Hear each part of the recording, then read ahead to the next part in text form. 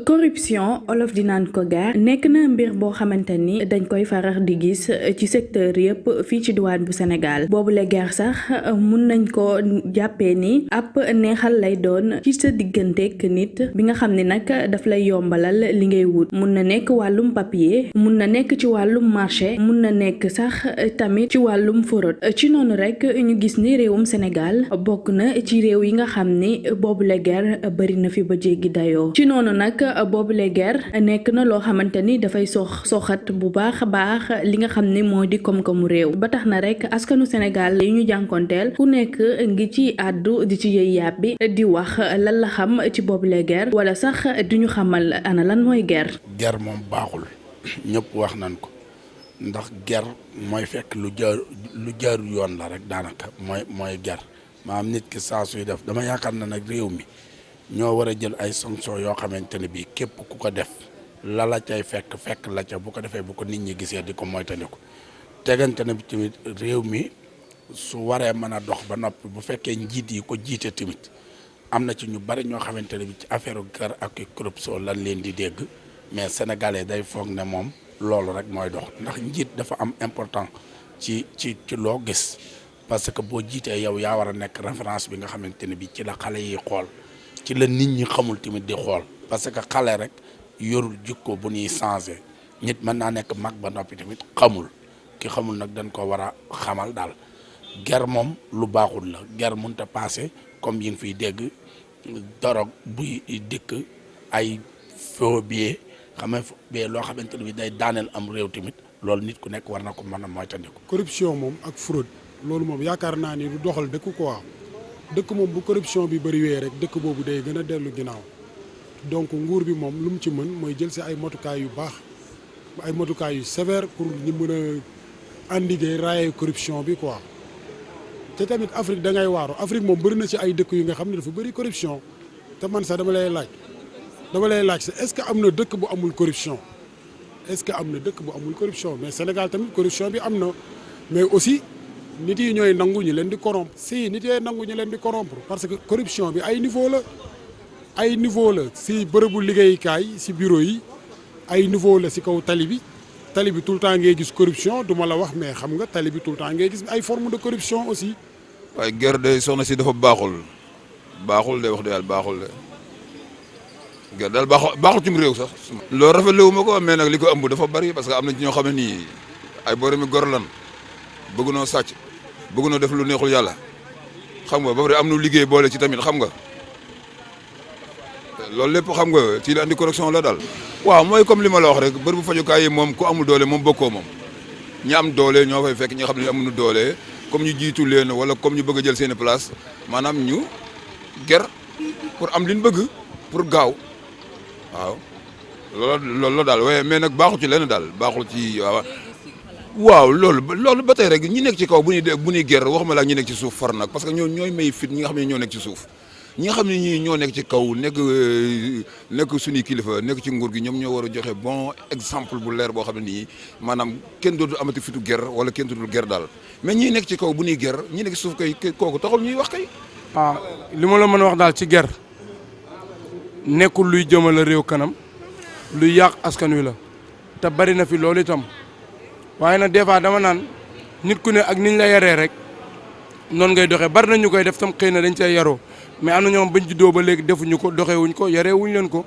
ñun nag sant nañ suñu borom bu baax gërëm Serigne Touba ba nga xamante ne yareewuñ ñu ko daal. rafetluwuñ ko mënuñu si dara nag mais tey buñ ci mënoon dara danañ ci jéem wala ñu wax ci bu fekkoon wax nag mooy tax mu deñ wala wax mooy tax mu changé kon defe naa ni changé na bañ juddoo ba léegi fi lañ ko fekk kon itam yaakaar naa mënuñu ko fee dindi. mais nag maa ngi ñaan bépp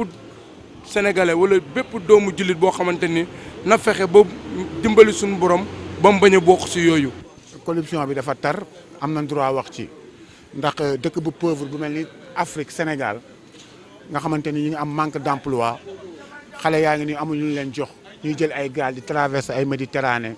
yaa ngi dégg ñuy taxaw naan ñu ay pétrole ak ay gaz ak lu ne feeñ na Sénégal est-ce que comprendre suñu demee ba nga xamante ni suñu njiit yi nga xamante ni ñoom lañ yaakaar ñuy dem léegi di dugg ci effet de faux billets ay milliards waxuma la dara ay effet de drogue di génn ci port bi ay 1000 tonnes dafa ñaaw ci gouvernement bu mel ni gouvernement Sénégal ñu taxaw ñu dañu bëgg a liggéey dañoo bëgg Sénégal bëgguñu Sénégal waxuñu dëgg kon corruption du fi ñàkk corruption foog mu am ci parce que comme milliardaires yi ak ñi nga xamante ni ñoom ñooy autorité ñu dénk leen peuple bi am ci ñoom yaakaar ñoo mën a taxaw di def corruption di détourner ay faux billets ak ay milliards ci ay affaire de drogue fii ku mu neex mun nga def corruption loolu kenn mënu koo dindi parce que Sénégal soo gisee neexut a defar mooy ñi nga xamante ni ñooy suñu njiit ñoo jubul franchement parler njiit yi ñoo war a jub su njiitu juboo rek ñu topp ci ñoom jub mais feek njiitu jubuñu ñu topp seen gannaaw mënuñoo jub loolu c'est impossible corruption boobu ñuy wax ay bari rek mais kenn mënu koo dindi corruption bi dafa war a commencer ci gouvernement bi ci kaw ñoom ñi jiite ñoom ñoo war a teg njub suñu tegee njub ñu noppi seen gannaaw jub. corruption moom ci kaw lay commencer quoi xam nga waaw parce que olof Ndiaye danaan ak tegle bu jugee te daanuwul bu jiitoo jub échange comprendre mais man dama gis ni corruption bi état bi la commencé wàcc jëm suuf échange may dégg parce que booy seet léegi Sénégalais yi gëmatuñ dara weccit rek waaw jox leen weccit ak lu mu mënti doon n'importe quel cas si cas yëpp muy hôpital ba di police ba fépp la am échange may dégg corruption moom yaakaar naa ni moom du Sénégal rek c'est le monde à l'envers monde bi la quoi waaw gëm sa bopp moom moo si war mais gars yi gëmatuñ seen bopp ka temps dafa taru temps boobu moo waral corruption bi bëri fi. askan bi tamit ñaawlu bu baax boobule guerre nga xam ni nag jamono ji secteur boo dugg rek am na fa ba sax ci fi nga xam ni moo di bërëbu fajukaay yi yooyu la guerre dañ ko fay gis ba tax na rek ñi ngi wane seenub métit. loolu du nekkul lu nga xam ne lu ñuy rafetlu mais aussi Sénégal dafa am lu nga xam ne dañ kaa tàmm képp ku nga xam ne da ngay liggéey hôpital sa mag nekk docteur wala sa mag wala sa rakk wala sa papa nekk professeur da ngay ne man su ma ñëwee de toute façon sama papa professeur la su ma ñëwee du ma ran wala sama mag docteur la da ngay toog ba 11h ñëw fekk gars yi nekk fa depuis 6h du matin nga ñëw wax ko mu dugg jénn ne la kaay yooyu noonu dañ kaa war a dindi loolu yëpp nag ci commencement bi la mooy que manque de civisme lay commencer parce que éducation bu jaaree yoon am na yenn forme de corruption ak yenn comportement yi doo koy gis ci dëkk mais dëkk aussi pour mu développer il faudrait que ñu éduquer nit yi su éducation de base bi bu amee rek développement dina am mais un pays bu nga xam ne corruption bi dafa nekk la corruption est latente foofu dëkk boobu doo ko gis mukk mu développer. man nga ñëw tey ran ak lépp nit yor lum neexal nit ka mu bëtt abaag yëpp dem recevoir kooka ñi ci des waaw wala ko am tur te àdduna nag bi ñu yàlla sàkkee ñëpp a bokk. yàlla nag séddaleem bi mu séddale kenn ku nekk mu jox la lim la jox taxul nga gën sa moroom nit ki moo war a xool digganteem ak yàlla waaye nag affaire de guerre moom loo ci gis rek ma nga ca ndax tey buntu bi dañ faa war a dem muy këru kilifa muy feneen ak feneen tey man nga fay dem nekk fa bëgg a gisee mënoo gisee nga gis borom 4x4 ñëw fee rek ña nekk ci buntu ba nag ñoo koy def du sëñ ba ñooña yaakaar nañ ci yow. ñaari junni yi yoo leen jox wala dara ñëw ubbil la te ay nit a ngi fi yendu ba ca suba ba ngoon jot. yàgg nañ koo kaas du si jug du fa jeex chaque jour que jëfee nekkul bërëb fajukaay yi de même bërëbu liggéeykaay sax am na fa làq doom dóor doom mi ngi fii Sénégal mënu fi deñ bañ juddoo ba léegi fi lañ ko fekk chaque jour ñu gis cas yu gën a taxaw yooyu te mënuñ ci dara hôpital da ngay dem yor urgence ñu ba ko fa dem jël keneen làq doom dóor doom moom gëm naa ne mënul jeex Sénégal. waaw man loolu laa gis mais yaakaar naa ni ngor dafa am quoi ngor moo fi jóge waaw ñun amatuñ ngor quoi dañoo xamatuñ suñuy valeur xam nga xamatuñ lu bare waaw moo waral yenn saa yi nii xam nga gars yi di la dëkkal si yenn affaire yoo xamante ni kenn dëkk fa quoi parce que mooy loolu noonu waaw gars yi nekk ci kaw la nguur gi la ñun mënuñu si dara. Faaw corruption di am faaw ay jël ay gaal di am il faut que ay simulation nit ñi di xaru di am.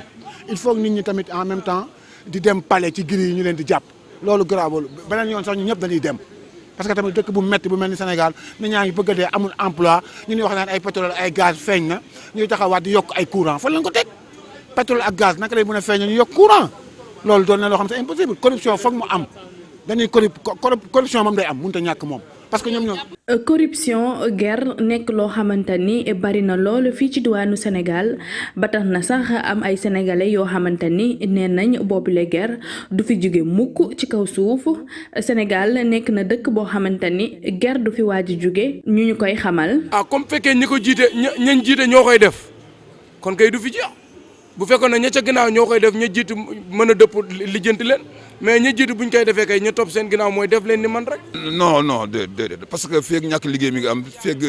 ñi ci kaw ñoo ngi koy def feeg ñi nekk ñi nga xam ne ñoo ëpp doole ñoo ngi bëgg jël place yu baax yi bëgg jël kër yu baax yi bëgg jël foo xam ne dafa baax ci ñoom chaque jour guerre day am rek guerre moom yaakaar naa pour mu jeex Sénégal daal góoma ko moom. mënul jeex Sénégal mënu fee deñ parce que ñoom ñoo njëkkee corruption bi bu ñuy dem di lekk di détourné ay 6 000 milliards ci gouvernement bi di lekk ñi ay 6 000 milliards ñi di détourné ay faux billets des milliards te nekk ay député war a nga xam ne leen teg ci assemblée bi mooy ñoom ñoo war a woote pour nit ñi jaar ci yoon ñoom ñoo ñu war a jàppale ñoom député yi mais boo xoolee pour nga nekk député sax léegi genre vote la boo xam ne dañ lay jàppale pour nga nekk fee assemblée di lekk sa xaalis di dimbali la neex ban député moo fi taxaw di kaasal askan wi wax ma ko wax ma rek ban député moo fi keroog ñuy wane ci internet bi benn député boo xamante ni ñu ngi nekk ci réunion mu nekk di seetaan kii pot et Marichou Macky Sall ci jëm boppam la ñuy waxal Macky Sall moom nga xam mooy président ñun ñoo ko fal man mii tey ci ñu votel Macky Sall ci laa bokk xeex Ablaye Wade pour mu jóge fi mais Macky Sall il m'a déçu moom ma njëkk a bett moom Macky Sall man je dis la vérité. Sénégal bokk ci dëkk yi nga xam ni ñoo gën a sous-développé fii ci diwaanu àdduna wërngal këpp ci noonu rek ñuy laaj corruption guerre fraude ak wàllum njuuj njaaj ana kañ lay dakk donte sax yenn saay ñi nga xam ni ñoom ñoo jiite ñoom ñooy def yooyu les guerre ndax askan bi dinañu rey ci ñoom ndax tamit ñi ngi joxe bon exemple ci jamono ji nga xam ni Sénégal jafe-jafe yi bari na lool.